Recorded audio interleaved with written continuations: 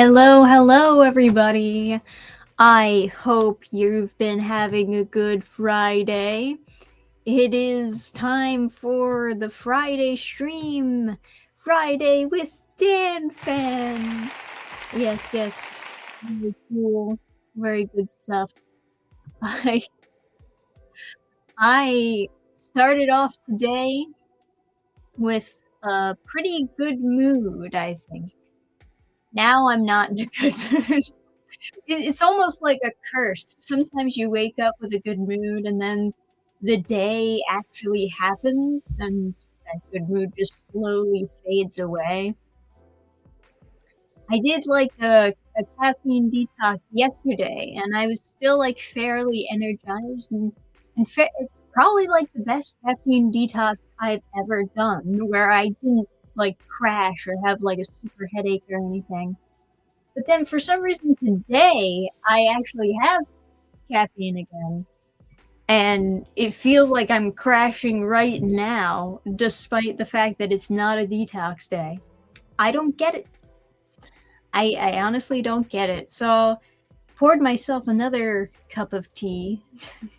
Hope that this will maybe get myself waking up again, but it's pretty bad.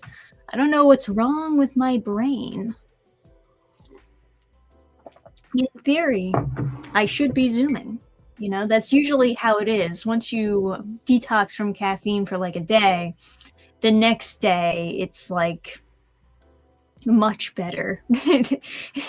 It's much more effective to have caffeine the next day after detoxing from it. But not today. Today is a special bad day where even caffeine cannot save me. I literally feel like, you know, the bottom of your eyelid when you're really tired and they start drooping downwards. That's what I feel. I feel like it's just drooping to the floor. Not a good feeling. I don't like it. But it is what it is, right?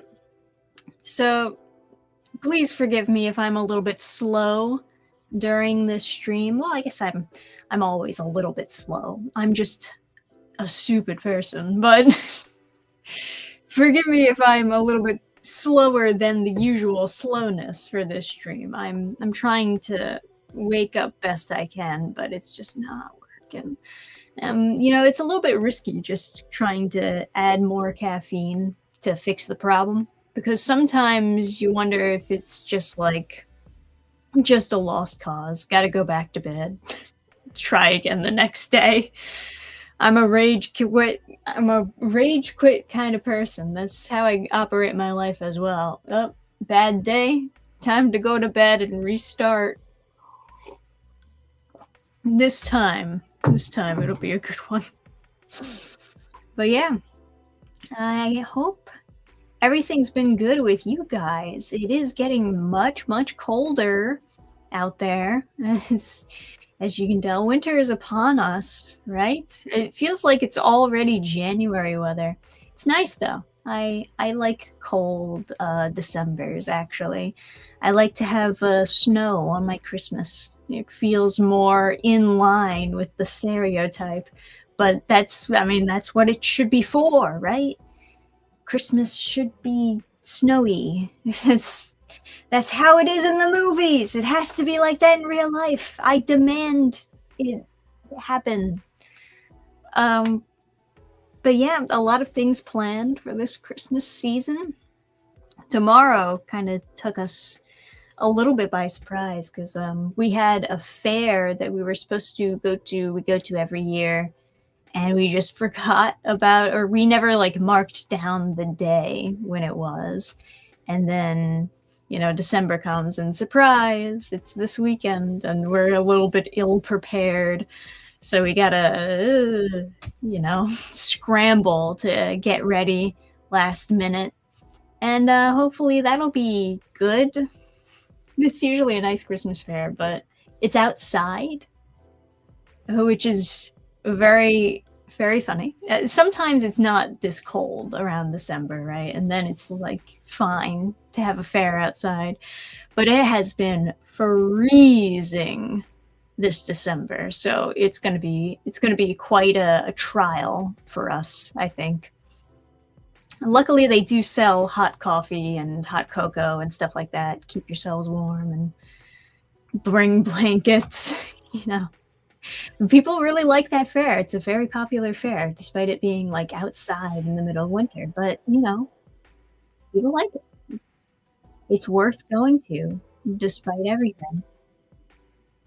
But yeah, and then after that, we have a Christmas party to go to the weekend afterwards, and it's overall going to be a pretty pretty busy Christmas month, I think. But priority, as usual, is of course just focusing on finishing up this comic and getting it into your hands or into the backers' hands out there, of course. But yeah, I was working on some panels just before hopping on the stream, and like I said, exhausted, super slow, super tired for no reason at all. There's no justified reason for me being this tired. My brain just don't work. Um, so I didn't get done that much, really. Like the whole day is already almost over, and I didn't get done that much, and it's time to hop onto a Friday stream. Talk to everyone for an hour, but that's fine. At least it's just an hour. But yes. Feels like I got colder early this year. Yeah, I think so. But I mean, it used to just in general get cold this early. It there's some graph somewhere, I'm sure, where they explain like temperature changes yearly, and there's some weird reasoning for why it got warmer during this season and why it's getting colder again, and it's whatever. I like it. I like cold winters. That's how I like them. It's only bothersome when I need to work and I can't work because I'm shivering. That's the tricky part, because it shouldn't be cold inside. It should just be cold outside. But sometimes you can't have nice things. What can I say? Anyways, what is new in the news? What can we talk about today? I guess you guys can, of course, post some topics, but I think there's some things we can talk about. Let's see. The most recent thing that people are bringing up is Netflix and Warner Bros. So, like, Netflix wants, what is it, Warner Discovery? Is that what it's called?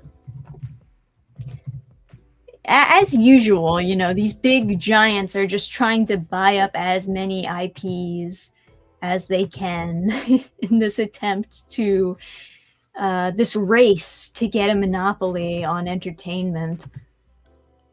It is always a headache. But yeah, here we go. Netflix acquires Warner Bros. There you go. By combining Warner Bros. Incredible library of shows and movies from timeless classics with our culture-defining titles, we'll be able to do that even better. Okay. Oh, entertain the world.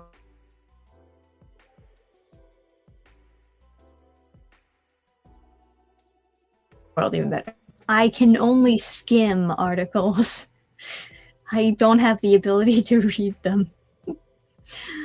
Yeah, I'm honestly surprised. I'm well, not that surprised. It's like the joke where it's like, I'm shocked. Well, not that shocked, but Netflix has been like definitely a front runner in streaming for a long time.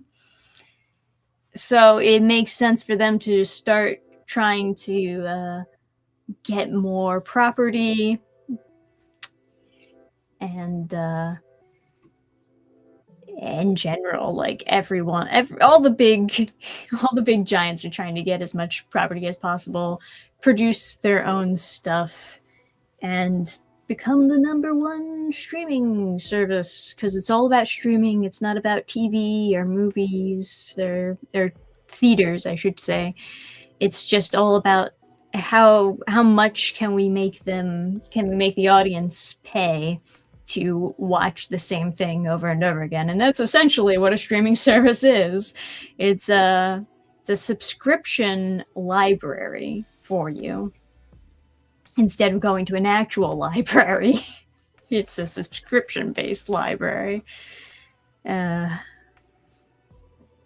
a way, it kind of reminds me of companies that try to make all their billions solely on people paying back debt.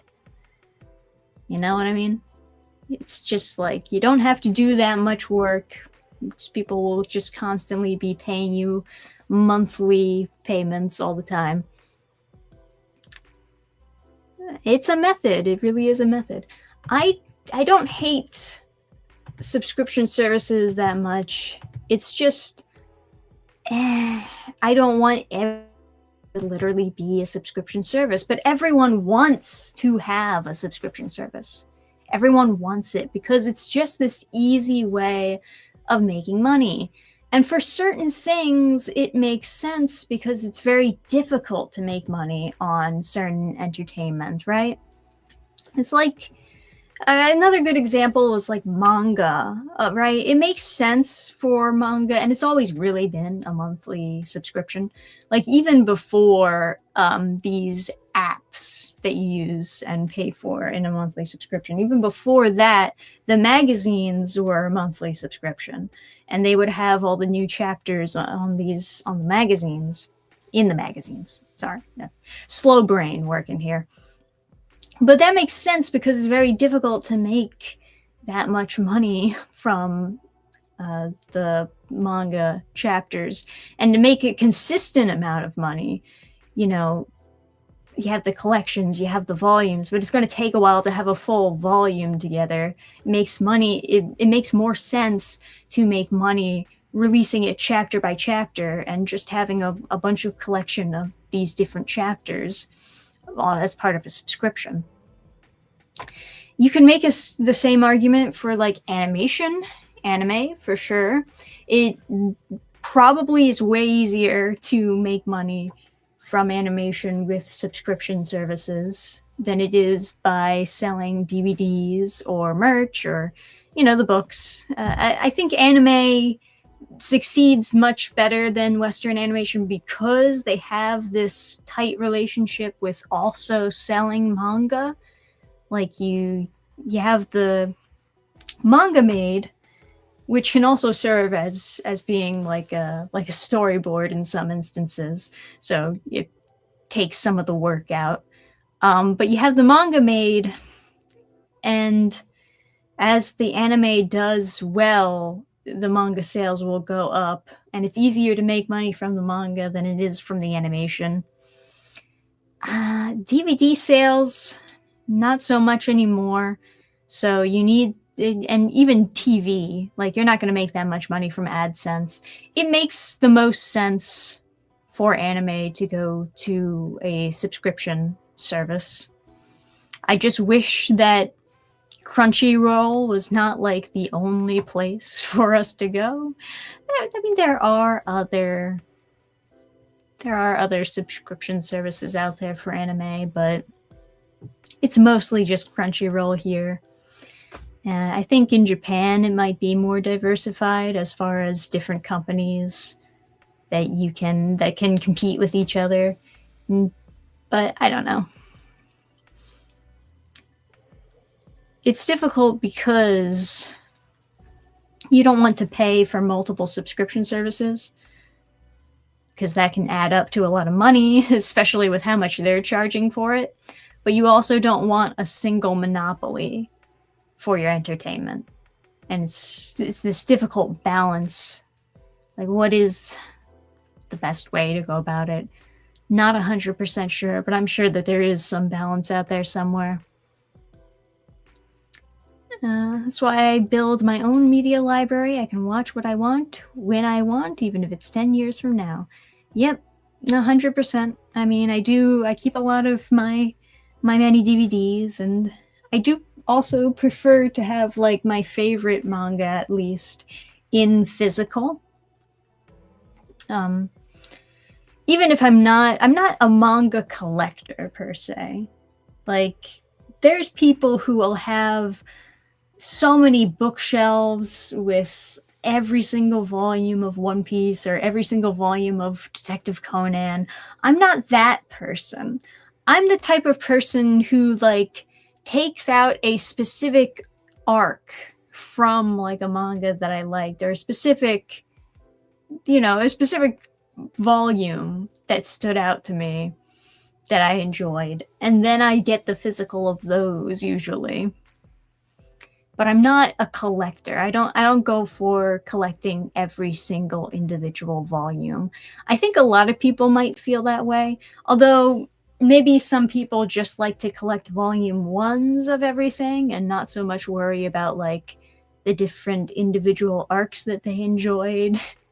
I don't know. I don't really know how normies go about it. But for me, I want to own something that I would like to actually read again. Like the Freerun arc, I have like the first 3 volumes of Freerun. I like to read, of course, the famous demon arc again, because I thought it was just really well written, and it's really well done in the anime as well. And I'd like to also own a physical of the first season, DVDs. I mean,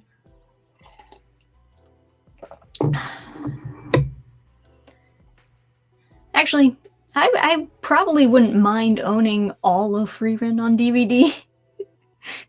Just because the anime is so well done, I feel like it's one of those series that years from now I would like to binge all over again.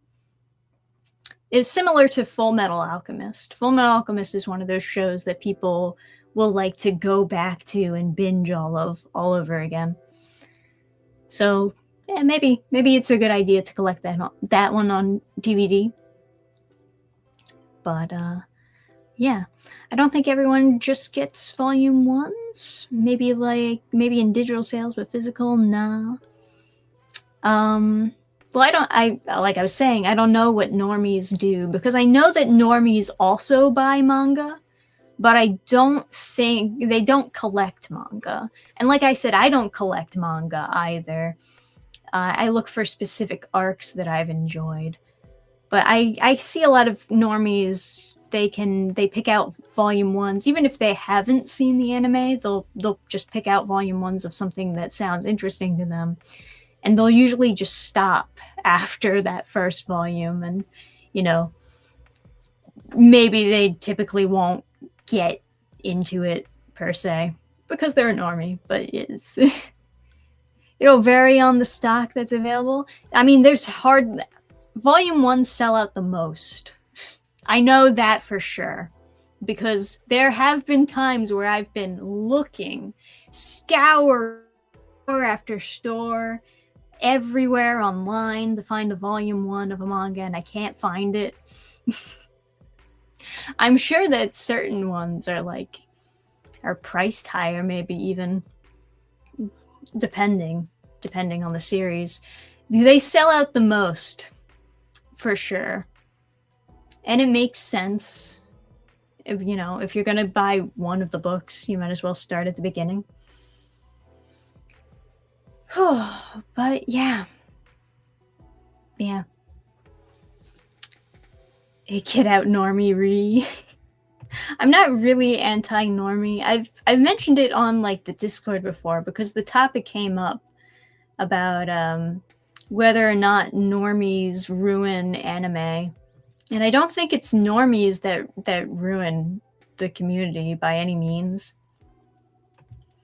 I mean, because they don't get invested in the community. That's the thing. I think it's mostly just the weirdos who ruin the community more than anything. like the Fujos and the toxic fandoms who like demand that you hear about these people who are like bullying the creator of My Hero Academia because he didn't have Deku end up with Bakugo, and it's like, what the hell? That's crazy. But I wouldn't call them a normie. Like those are not normies. There's nothing normal about them. They are a very small niche. When I think normie, I'm thinking like general population who knows about anime and is willing to give it a chance but does not get actively involved in the community. Fujos are not those people. They're very different. And I think fandoms like those niche fandoms annoy me far more than normies do. I have no problem with normies, especially when put next to the actual crazy people. But yeah, it's an interesting way of putting it. The problem is the people who seek power over the normies. Those people are attracted to wherever the normies go. Maybe. When you think of normie, you think of Avengers Academy. Now you got me. Yep, there we go.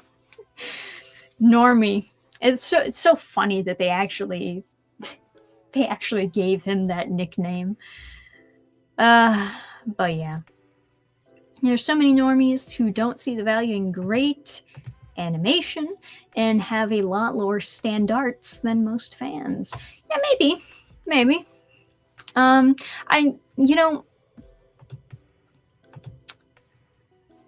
It's a toss-up because I think die-hard fans will also lower their standards sometimes, just because they want to defend a series no matter what, even if the animation quality goes downhill.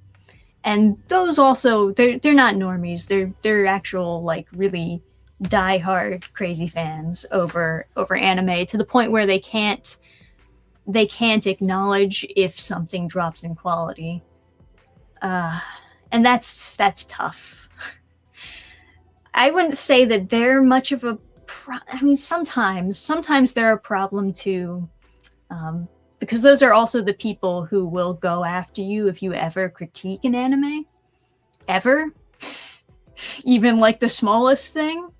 And I don't like that, of course. I think people should chill the fuck out a little bit. I mean, you've seen my channel. Critiquing things is pretty much 90% of what I do. So yes, I've had occasional run-ins with some people who just can't handle it, you know? Because they're like, I'm a huge fan of this thing that you don't like, and if you don't like it, you don't like me, because I put all my self-worth in whether or not people like this show. Calm down. It's okay. It's all right, man. It's just a show. It's not you. It's just a show. It's all right. But you know. They get Stockholm Syndrome over their own favorite show, yeah. Something like that. But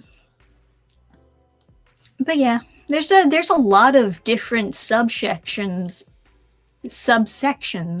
in the anime community, for sure. You can divide people and describe them in all kinds of different ways. And most of the time I really don't have actual normies, like actual real people who love in the anime community and just occasionally watch an anime on Adult Swim or Toonami or something. I don't have a problem with them. They're fine. They're like, okay, it's whatever.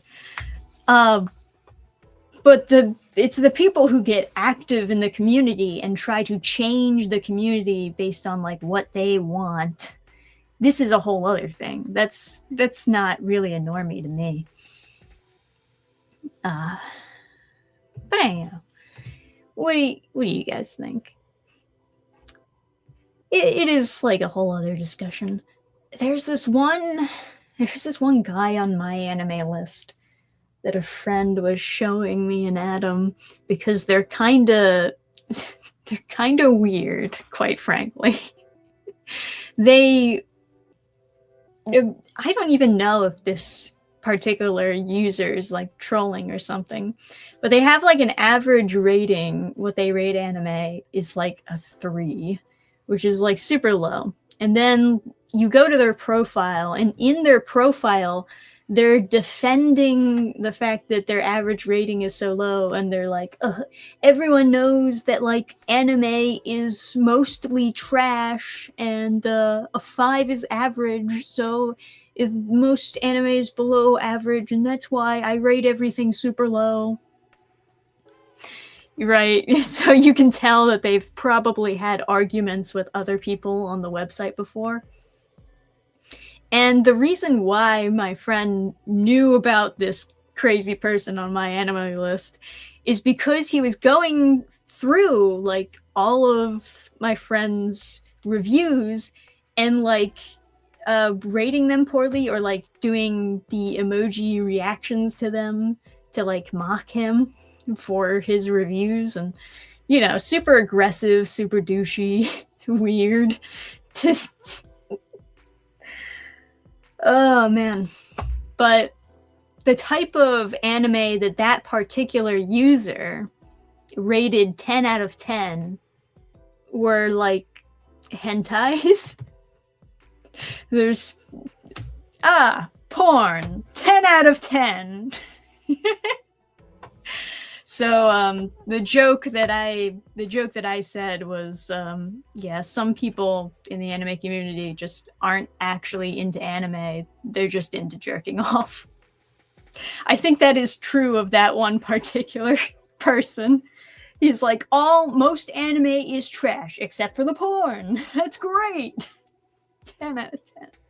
Unless he was posting it as 10 out of 10 ironically, but I don't think they were. Very, very funny. Yeah, man of culture. Yes. All anime is bad, except for the anime where the PP goes into the vagina. This is top tier. But,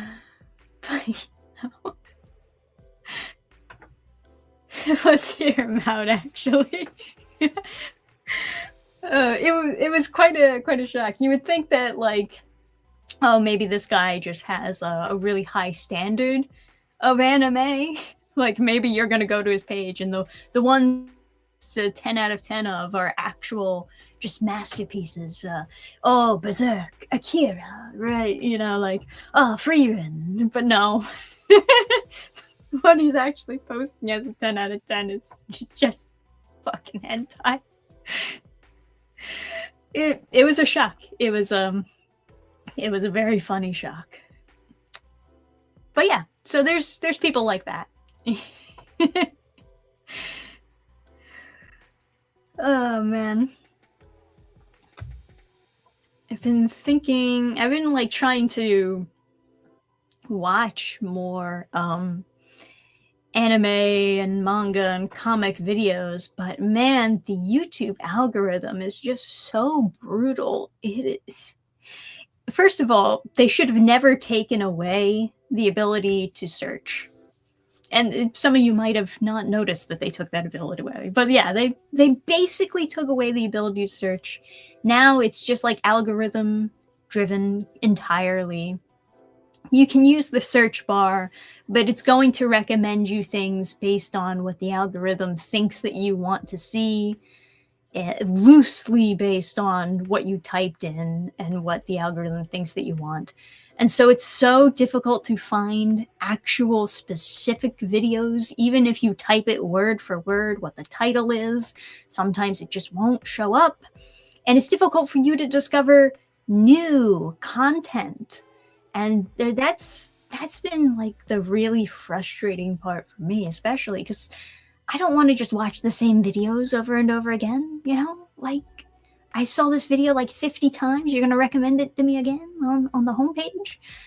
I will watch a channel. I'll not like them. I won't finish the video. I'll dislike the video. Dislikes mean nothing. they mean nothing anymore. And, you know, YouTube told us, oh no, the dislikes will be feeding data into the algorithm to give you better things. It doesn't do shit. It doesn't do shit. It does not change what the algorithm feeds you at all. They lied to us. They really did take away the dislike. Now it's just a button that you can click to add to a number that you can't even see. It's so stupid. It does nothing else. It does nothing else. It doesn't. I will get recommended videos that I have not watched all the way through that have a dislike on them because I didn't like it. And I have music mixes, and whenever like the song is fucked up, I'll like dislike the video, and then it'll pop back into my music mix, like what years later when I don't even remember why I disliked it, and it's like, oh geez, this song is fucked up, and then I look at it and I see a giant dislike is already on the video. It's like, why did you put this back in here? It's so infuriating because there's times where I will just go on the YouTube homepage and not watch anything and just refresh because there's nothing I can do. I can't search for videos anymore. I can't. It's like kind of sad, but it's like there's just nothing I can do but refresh and not watch anything. And that's kind of just what YouTube has built. They've built an algorithm that is so out of your control that you just can't use it. But yeah. No, I've tried the not interested and don't recommend channel option. The don't recommend channel is the only one that has worked sometimes. It works for like a longer time than not interested. Not interested doesn't work at all. I've tried. I've gone through the whole homepage and not interested over and over again. It just doesn't work. It'll still recommend me videos based on that topic. Don't recommend channel is the one that I think works the best. So I basically have started don't recommend is permanent. It's not permanent. I've hit don't recommend channel on channels that will pop up eventually again, like a year or so later. But it works for a while. It works for a while, and then eventually it just like undoes itself because it's like, oh, now you're okay with us recommending this channel. If only I could block channels completely. That would be great. They used to have a way to block channels on YouTube. I don't know if you guys remember that. Back during the good old days, you could block YouTube channels and you'd never have to worry about seeing them ever again. That was great. But yeah, there's just a lot of problems. And recently, YouTube unveiled the YouTube recap. I don't know if you guys have seen this, but you go to youtube.com/recap and they show you like a summary of like what you've been watching. And it's kind of funny because like I am curious, like, oh, what have I been watching this year? What have I been listening to all this time, right? So, you know, morbid curiosity, right? So I looked at it. They treat it like a personality test, which is kind of annoying. It's like, I'm not 13, guys. I'm not 13 anymore. I don't care about the fake personality test. I don't want to see any of this. But yeah, apparently I'm the Wonder Seeker. That's what they've declared me. They're like, oh, you're the Wonder Seeker. That's my personality type based on what I've watched on YouTube. Right? Yeah. You can block YouTube channels. You used to be able to, but I can't find the block button anymore, so I thought that they got rid of it. But yeah. Anyway, what I was saying about the YouTube recap thing was they will list a bunch of channels that I've been watching, and they'll say that they belong to a category that they do not belong into, which I think gave me some insight into why the algorithm is so bad. Because this AI or whatever they're using is literally categorizing videos into categories that they don't belong in. Like they're saying, oh, you watched a bunch of financial channels this year, and then it pops up PewDiePie as a financial channel? Huh? Since when? Huh? There was other random weird stuff. Like almost every category that they bring up that I watch, they would show a channel that is not in that category at all, could not even be remotely perceived as being that type of content creator. And then it'll be like, oh, you like this type of video, right? Like, no. What? Oh, please do not recommend me financial videos, YouTube. I will blow your brains. Let's see. Block option only shows up when they show up as recommendation. Can't go to... Well, that's different. That's different. That's the do not recommend channel. That's not block. That's different. That's what I was saying. I was saying before that it's completely different because you can't block YouTube channels anymore. The best you can do is hit do not recommend. They'll stop recommending it for like a year or whatever, and then eventually start again. If they think that trust me, the algorithm really thinks you want to watch this. You know what it probably is? The reason why it does not work permanently, even though it should? It's probably because every now and then YouTube will do an update to their algorithm to change how it works. And it probably resets everything. Or at least to some degree resets whatever manual input you put into it. I'm not 100% sure, but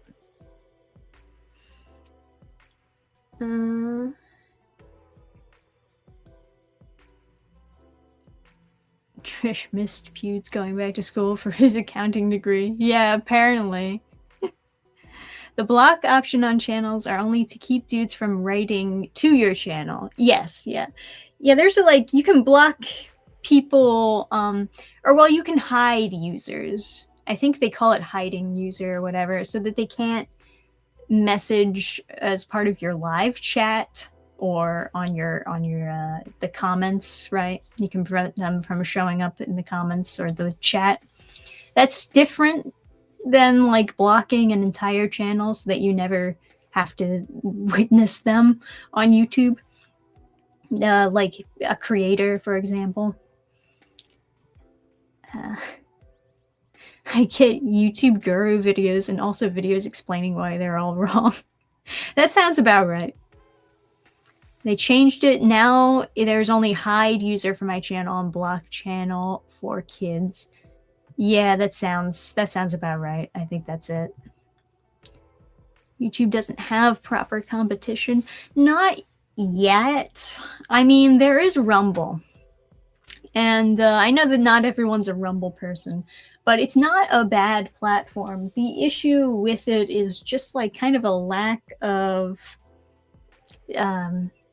difference in content. A lot of the content on there is kind of samey. It's either gaming videos or streams, gaming streams, and then there's just the political stuff, and there's kind of no in between with that. It's you want to watch somebody gaming or you want to watch someone being political. There's not a lot of art people on there, which would be the stuff that I would be interested in primarily, right? But yeah, must have gotten bad results for that YouTube highlights. The highlights for me were pretty much spot on except for one thing. Yeah, I don't know. I hate how I can no longer go to a channel via watch history. Instead, now it goes to the watched video again, creating another view. Yeah, that's true. Although, to be fair, I think you have to watch like 30 seconds of an ad for YouTube to get the revenue. I think. It still might be adding a view on the view count, though, because they would still want to inflate the views even if they're not getting the money, because that's what keeps advertisers coming back. I really hate how Google approaches advertising, too.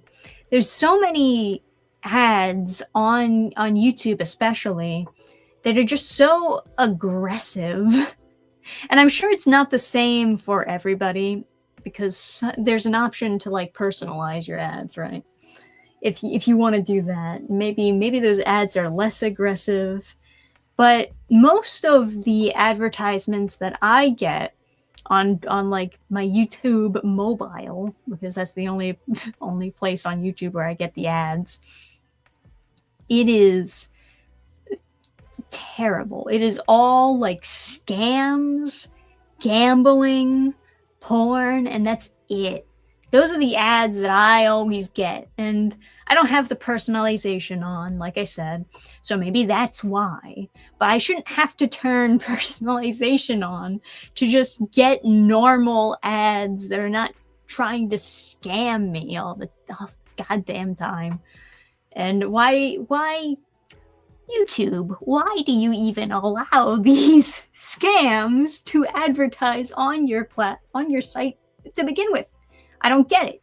Like, in theory, they should have humans out there like reviewing these ads before they're approved, but I don't think they do. I think that they're just approving everything and letting everything fly, no matter what it is. It's just open door. Everyone gets advertisements.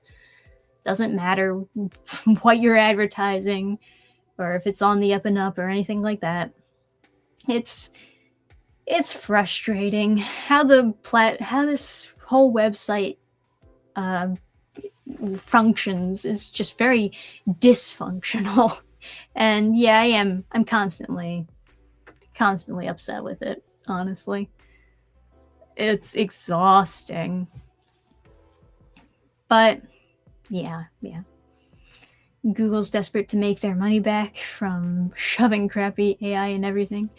It probably. YouTube doesn't like ad blockers, but loves scam ads. Yeah, absolutely correct. Honestly, 100% true. So many scam ads, it's ridiculous. Yeah.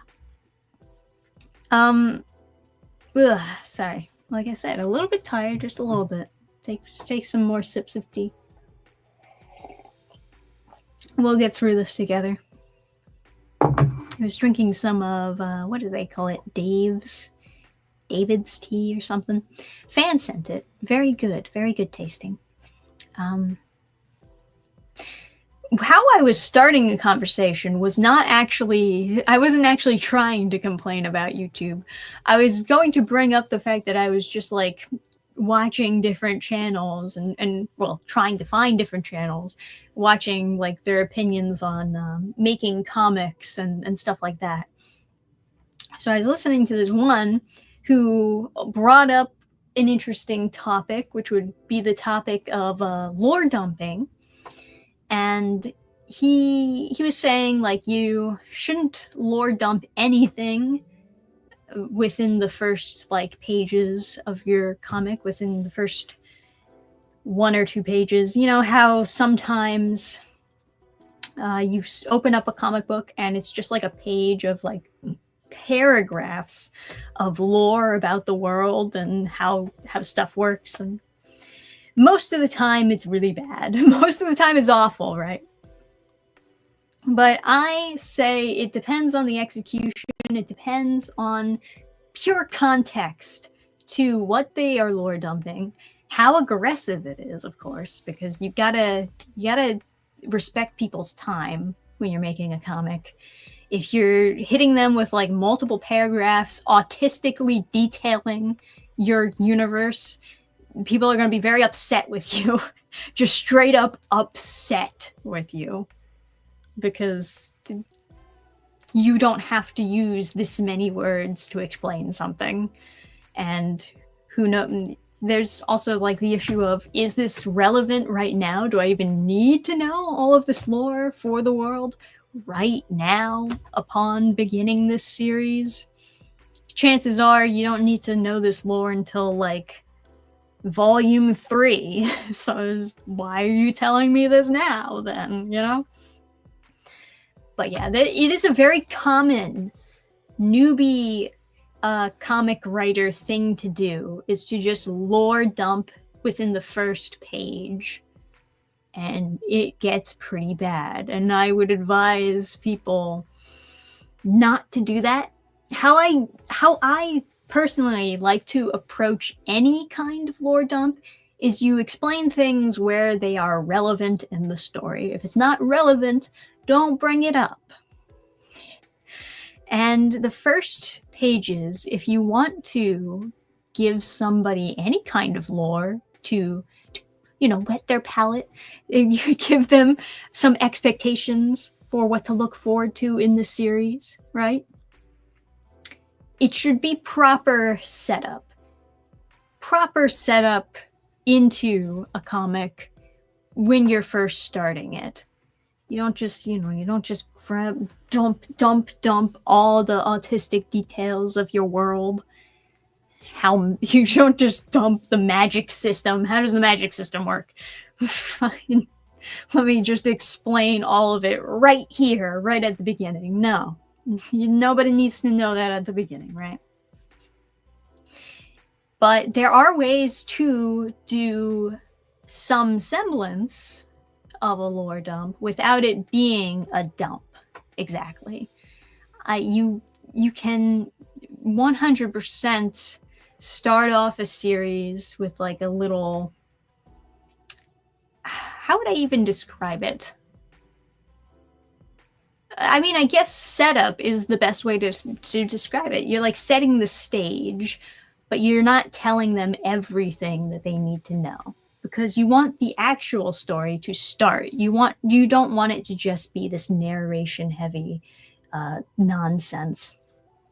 I guess like maybe a good example would be Witch Had Atelier, which is not a manga series I particularly like. The art is fantastic. The story, not so much. But one of the ways Witch Had Atelier does it, they open up with like some pretty art, as they do, with a little bit of narration where it's like, oh, well, anyone can be anything that they want, but witches, they have to be born witches, or so I thought. Right? And then the actual story starts. But that is a little bit of lore, right? The lore is, okay, the world believes that you need to be born a witch in order to be a witch, but that's not true. Like, ooh, maybe that's not true. And that's a good way of establishing a little bit of lore without dumping. You didn't dump any lore in order to establish that. It's just like a little sprinkle. And then the setup to the story is, oh, but maybe there's an exception to this rule, And then you start the story. And then you see how it is possible for someone to be a witch without being born a witch necessarily. And I guess One Piece, does One Piece do it in the manga? I feel like, yeah, I could be mistaken, but I think One Piece starts off with Goldie Roger's execution, and then it explains what the Great Pirate Era is. And that is like setting up, okay, so there's a bunch of pirates out there, and, they're all looking for this treasure. That is set up to the story. That is the hook that's going to like lead you. Oh, cool, I get to read a pirate manga, right? And then they don't explain like what devil fruits are immediately, but you find out when you meet Luffy and you realize, okay, he's a pirate with a devil fruit, so therefore he has superpowers, and they explain, oh, people with devil fruits have superpowers, but they can't swim. But they don't explain that within the first couple pages. They wait until you get there, you know? Actually, you know what? I think I'm thinking of the One Piece anime, how they go about it, which is very good. I like the One Piece anime. I don't know why they're remaking it. But it is slightly different from the manga. I think what the manga might do, actually, is start off by showing you Luffy as a little kid. And he has friends who are pirates. Right? Is that it? Well, both introductions work. Both introductions work. I just think that they have, like, different angles. I like getting introduced to the Great Pirate era a little bit better, I would argue. But that is an example. That is an example of, like, doing a little sprinkle of lore dump before getting into the meat of the story, before the story starts, you know? But yeah. It's a setup to, like, this is the hook. This is what you're gonna be getting into as you get into it. Let's see. Not a One Piece guy, so I can't say. Yeah, I think the anime and manga are, like, kind of different with how they approach it, but I don't hate the anime. Some people are like, oh man, the like 90s, the anime, they like messed up a bunch of stuff, and then they had to go back and fix it with the movies, and now they're going back and fixing it again with the Netflix show. And the original anime, the 90s anime, it's fine. It's fine. What was it, 2000s anime? Yes. You know what I mean. the old school anime is like fine. It's all right. Yes, I know that they changed some things, but it's not a big deal. You have such specific tastes, I start to think you don't enjoy much of anything outside of Freerun. Well, I have a shelf full of things. I don't know, man. I like to critique a little bit of everything that I read, watch, enjoy. Even if I do like it, I'll still critique it. And I think maybe some people think that because I critique it, I don't like it. And that's not really the case. I critique even the things that I do like because I'm seeking perfection, I guess, in a way. Like, I see potential in certain things, and sometimes it feels like potential is being wasted. Sometimes it feels like, oh, this potential right here is being capitalized on. And I try to take these elements of what I'm observing and trying to apply them within my own stuff. This is true of both writing and art as I'm learning how to draw. So, you know, everyone does have their own specific taste. I don't think anyone out there really likes everything. It's kind of better to just not kid yourself. Just, like, be honest with how you feel about something and be open about it and analyze what you view. Think about it. Think about why. Oh, well, why do I feel this way about this thing? Helps you understand yourself as well as what you're actually consuming. Yeah, they're remaking it so it'll be closer to the manga. I think that is the intention, anyways. Do you like Dan? It's my second favorite anime behind Freerun. I didn't watch all of the Dan anime, but I have read all of the manga. I'm completely caught up on the manga. I think the anime could have been better, which kind of, it kind of doesn't make me want to finish watching it. Like, I didn't get that far in it, right? I think I got to, like, episode 3, and I was a little bit disappointed with how they translated the first fight scene. I feel like, oh man, this fight scene could have been way cooler. It felt a little bit slideshowy. I was a little disappointed, but it is kind of just very dependent on what animation studio gets a hold of these different anime and how good they are at doing these fight scenes, because the art in Dan is so good, right? I really like the art in Dan. I love how much motion I feel in it during these fight scenes, and how much stuff just gets destroyed. Like it's the joke that I made while I was watching Steam Boy. Is like, I love that this anime just loves to destroy things into itty bitty little pieces. It's kind of visually pleasing for me, I gotta admit. I don't really have the patience to draw that, but I like seeing it drawn. Maybe at some point I'll get into my time chamber, and then while time is stopped in there for me, I can finally have all the time at my disposal to draw every little itty bitty piece of something getting destroyed, because I really enjoy it, even though I would never have the patience to draw it. But no, I enjoyed Dan. It's a goofy one. I don't think it's for everyone. So I would say, like, not everyone should watch it if they're not like into the craziness that it has, right?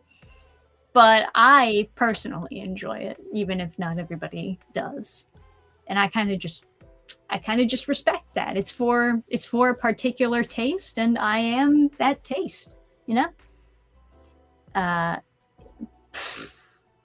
Are you in a bad mood or something? It's fine. I like One Punch Man Season 3 animation. That is a hot take. I'll say this much, not all of One Punch Man Season 3 has been bad. I do think some people are nitpicking it sometimes, right? And I do think a lot of it will be fixed for the Blu-ray once we get there. But some of it is a little bit too much, right? Obviously, the lowest rated anime episode, bad look on that one. But then, like, lately they've had what was that? Which episode was it? The latest episode with Flashy Flash that got the highest rating in One Punch Man Season 3, and I watched it and I thought, okay, this is decent, you know? It's not, yeah. Okay, well, compared to One Punch Man Season 1, obviously, it's not as great, but it's 6.2 out of 10. That's the highest rated episode of the season. And you know, maybe that's not fantastic. Maybe that's not that great, but it is technically above average. If you want to be technical about it, it's technically above average. And I thought it looked fine. I actually enjoyed the fight scene. I did. I enjoyed the fight scene, you know? You gotta give them credit where credit is due. Otherwise, they're not going to actually learn from anything. They're just going to think that you're being mean to them for no reason. You know, it's like negative reinforcement without any positive reinforcement doesn't work. It really doesn't. But yeah, I love Steam Boy too. Yeah, there are a lot of things to like about Steam Boy, even if it was a bit of a flawed premise. Oh my god, the animation was so good. It's yeah, you know, those types of movies where you're like, man, this would be a perfect movie if only they like fixed this one part. That might fit under that category where, like, the color palette sometimes is a little bit boring. It's a little bit dull and gray, and maybe that fits for what they're going for, this steampunk, everything needs to be dull and gray. But then you get like some shots in that movie that look beautiful, that look really bright and colorful and pretty, and I like those. Those are really good. But the story is a little bit confusing. I think that one where they're like, I mentioned it in my brief anime DVD review. It's like, oh, I need to kill my own son because he wants to make weapon something. Violence is bad.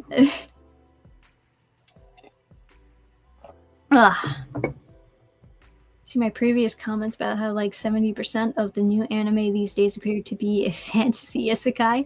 Yeah, well, they're following a trend, and that's the thing. That's why I'm not 100% pro-capitalism by any means, because sometimes it's pretty predatory. So there's like a trend of people who really like power scaling type of stuff. And the isekai genre appeals to that group of autistic people, essentially. But,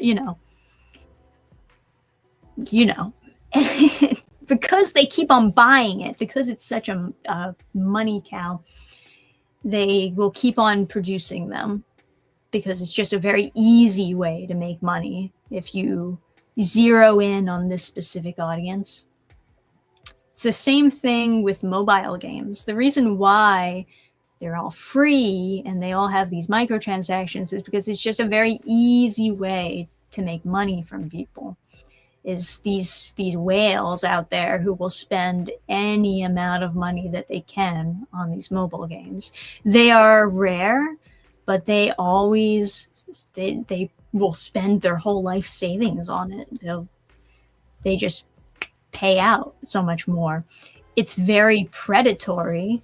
It's not good, right? But it does get them money, and they only care about the end result. And that's an issue, of course. That's always an issue.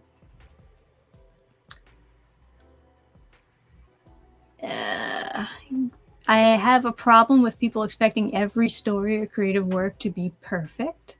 I don't expect it to be perfect. When I say I'm seeking perfection, I don't mean that I only rate things 10 out of 10 that are perfect in my mind. I just think that people who are trying to be good at something should know where to improve. If they don't know where to improve, then they have no direction, nowhere to go. So if you're like constantly aiming towards, getting better and better, I think that'll improve life in general. Like if you just approach everything you do with this aim to get better and better, everything just improves. It's like, okay, well, my room is clean, but it could be even cleaner. Maybe I can pick off those clothes off the floor, right? It's just like general things like that. Like, the food I made is good, but it could be even better. Maybe I'll sprinkle in some salt. Oh my God, it's fucking amazing now, Especially when you're really passionate about something. You want it to keep getting better. And I don't like a defeatist attitude. I don't like the reverse of that, where it's like, well, nothing will ever be perfect, so therefore, guess I won't try. What's the point of trying if it'll never be perfect? If nobody's good, then it doesn't matter if I'm good. That's also a very bad mentality. Wouldn't recommend that. I do like number go up. That's like my favorite description of those types of power scaling isekais. It's just number go up. Because it is like the most caveman-like description of it. but it perfectly explains what it is. It's just number go up. Yay, number go up. But yeah. Constructive criticism is useful as it can help one get better. If it ain't constructive, then it's just useless complaining. I'm okay with complaining about things, so long as there are things that could have been avoided, I guess. Because it's like, if I know you can do better and you just don't do better because you're lazy, then I'm disappointed, you know? It's a different feeling, I guess, to be disappointed in someone for not doing the best that they can do just because they're in a bad mood or they're lazy, or, you know, it's like, well, there's a lot of examples of that, especially with a lot of these indie campaigns out there where people will just like, they'll send out these comics and they have like errors in them, or the some of these comics, they get destroyed, and the creator ships them out anyway, even though they're like all ripped up and just fucked up from wherever they got it printed, and you just send it out anyway. And it's like, and then I get it and I'm like, you didn't even care? You didn't even care? You send me this abomination? It's confetti, right? That's really disappointing. I think moments like those are moments where complaining is completely justified, because this is avoidable. This is avoidable. All you have to do is just care a little bit, to do the bare minimum. But, you know. But yeah. Some flaws give character, I think. Sometimes I like something despite its flaws.